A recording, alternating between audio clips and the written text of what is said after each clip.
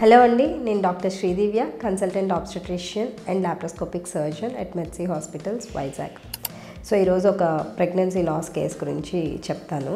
Pregnancy అనేది వస్తుంది, positive వస్తుంది, బట్ ప్రెగ్నెన్సీ అనేది రిపీటెడ్గా మిస్క్యారేజ్ అయిపోతుంది. దాన్ని మనం రిపీటెడ్ ప్రెగ్నెన్సీ లాస్ అంటాం.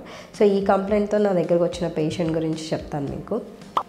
సో ఆ పేషెంట్కి ఏంటంటే, ఇప్పుడు మన రిపీటెడ్ ప్రెగ్నెన్సీ లాస్కి చాలా కాజెస్ ఉంటాయండి.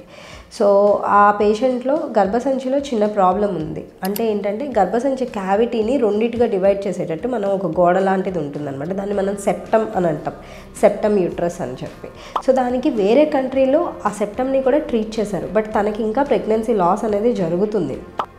సో తనకి ఇప్పుడు రీసెంట్గా చేసిన అల్ట్రాసౌండ్ రిపోర్ట్ ఏదైతే ఉందో, ప్లస్ దాంతోపాటు హిస్ట్రోస్కోపీ అని 2 చేసాం. సో అల్ట్రాసౌండ్ రిపోర్ట్లో చిన్న సెప్టమ్ అనేది ఉండిపోయింది, అంటే అది లెస్ దాన్ 1 సెంటీమీటర్ అండి.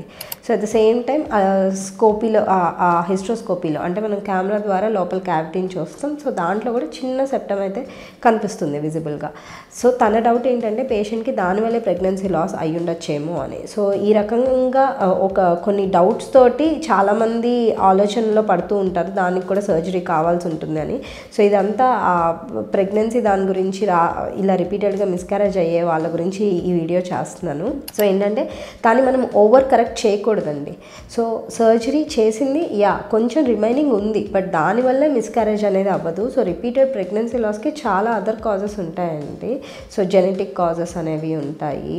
So at the same time ఆవిడ age group, elderly age group, so irregular periods వస్తూ ఉంటున్నాయి. సో ఎగ్ క్వాలిటీ అనేది కానీ, తర్వాత హస్బెండ్ సైడ్ ఫ్యాక్టర్స్ అనేవి కానీ, ఇవన్నీ చాలా ఫ్యాక్టర్స్ మనం చూసుకోవాల్సి ఉంటుంది. యాజ్ సచ్ ఈ పేషెంట్లో ఆ సెప్టమ్ అనేది మనం ఓవర్ కరెక్ట్ చేయాల్సిన అవసరం లేదు.